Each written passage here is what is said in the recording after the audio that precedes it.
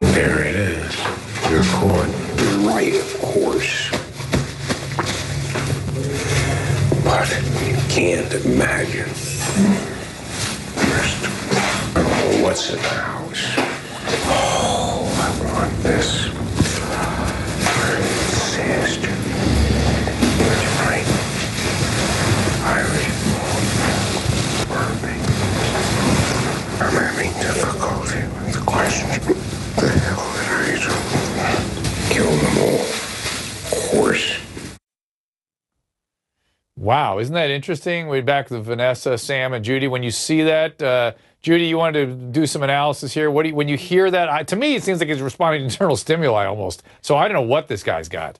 That's right. Well, I think it's more than one diagnosis, obviously. Yeah. There's a few things going on here. Yes, in that clip you just played, it looks like he might be responding to some internal stimuli, which is consistent with some of his other past history about sort of that paranoia. You saw that in a couple of the documents that we've reviewed. But I really think that as you guys were talking, as you and Janine Driver were talking about his body language, some of the evasiveness could be due to his Asperger's, Dr. Drew, because they tend to misunderstand. This is not making excuses. Whoever's saying, oh, God, we're not making excuses. Vanessa's had enough of you and me, bring it up. Bring it on. It is not us making excuses. Do you even know an Asperger's person, look at this Parkinsonian gait. Hold on. Look at this footage right now. That's Parkinson's, guys. Now, is that Parkinson's, Judy, because he's been on antipsychotic medication for years? Right. That's a possibility. Does he have Parkinson, and is he on anti-Parkinsonian medication, and that's making him a little crazy? That's there's so many explanations here. We're watching television, and we're trying to arrive at conclusions about a very complicated situation. Whether it was watching television, he could have been miming. Anybody can see that this man is a murderer. Sometimes you have to call a spade Hold on.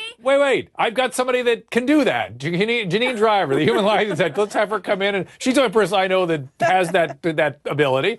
So during a break, here's the deal. Go ahead. Well, what do you say so far, Janine? Well, I'm dying to say this. When Robert Durst is asked about his whereabouts in California, he said California is a big state. He then rubs his nose, does a shoulder shrug, and he leaks contempt. So autism, Asperger's, contempt is moral superiority. It is one of the top tells we see with deceptive liars. It's one of the top 3. Yeah. We'll see with powerful liars who justify the lie. So we see that. Also, go ahead. But Janine, I'm going to say that's why people hate this guy, because he's wealthy, he's entitled, and he does have a certain amount of contempt. People don't like that. Right, yes. It's moral superiority. It's I'm better than you. Here, this is another part. When asked about Kathy Durst's mother, like what would you say if you saw her mother? And he says, he's like double talking, which is irrelevant. But he then says this, she's a nice person. When he says she's a nice person, there's like a big pause, Dr. Drew, like 4 seconds, and then he does this body language move.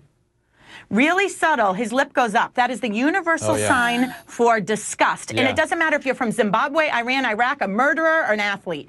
Disgust is this. And it's really subtle, and it's complete genuine. Now, we don't know what he's disgusted about. But it's part of the contempt, the contempt again. He's just contemptuous and disgusted with everybody. Right, it's that contemptuous disgust. Yeah. But we don't know what the catalyst is. Be careful. I think he's a murderer, but can I say because of these body language moves that he's a murderer because of that? No, we can see it. It means disgust. It means contempt. We don't know what the catalyst I want to hear from Sam. Sam, go ahead. Okay, what about the 3 closest people to him in his life end up dead, Dr. Drew? And then the wife, the wife's journal. And by the way, the brother has a restraining order against him, and it's very clear the guy's a problem. But again, could that be, Judy, an underlying psychotic illness that makes him a stalker and impossible to deal with? Maybe he doesn't take his medicines all the time. There's violence there too, though. There's so much violence there. Yes, of course, but because he urinates on the candy counter at the 7-Eleven. That may be more than narcissistic superiority, guys. He may have thought he was in the bathroom. That's right. If somebody doesn't take their medication and they have actually a psychotic process or even some kind of cognitive change induced by Parkinson's or some other kind of dementia,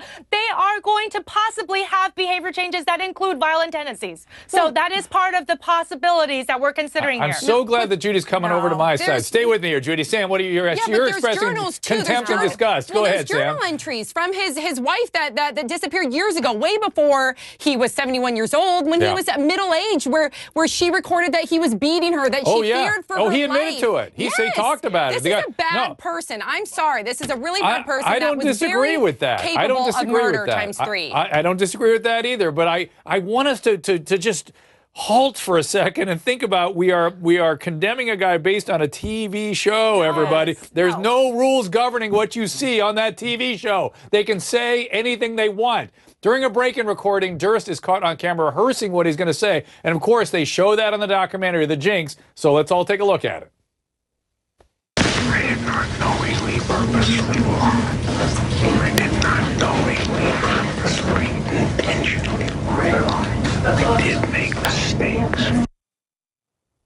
Judy, that's him responding to internal stimuli. He's responding to a hallucination. That's not him rehearsing. Are you kidding me? No, that's him talking to his voices, Dr. Drew. That's the internal stimuli. And I really hope that nobody here on this panel ever experiences that, because that is probably one of the most frightening things that could happen to you, when you hear multiple voices in your head and you're actually having to respond to them because you can't tell what's real and what's fake anymore. This guy is psychotic. I can listen. You and I, Judy, can arrive at a conclusion, unless he's fabricating this, unless he's blowing smoke to try to, create some sort of distraction.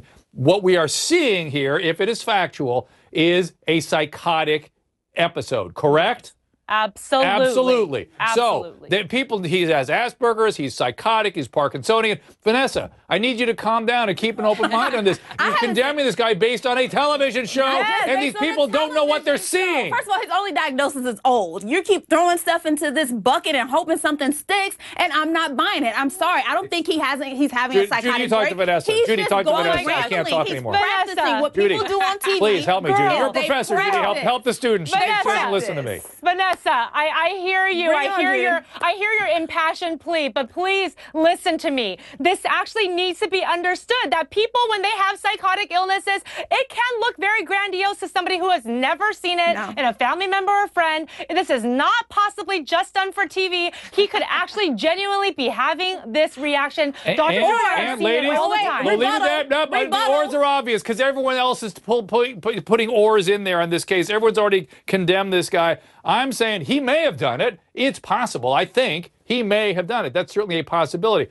But he's psychotic, he's Parkinsonian, probably from his meds. That looks more like a Parkinson's from the medication. He has blepharospasm, he's responding to internal stimuli. He's a stalker, he gets confused and urinates in public. I mean, this is a person who would be on the streets if he were not incredibly wealthy. His seeming entitlement and grandiosity could be part of his psychotic illness. This is really serious stuff. Yes, maybe in one of those psychotic states he killed somebody. Maybe that's part of the deal here. That's a possibility too, guys. Let's remember that, Judy. That's, of course, a possibility. But there's much more to the story than you see on television. Be careful when you condemn people and become a mob based on what goes on TV. Next up.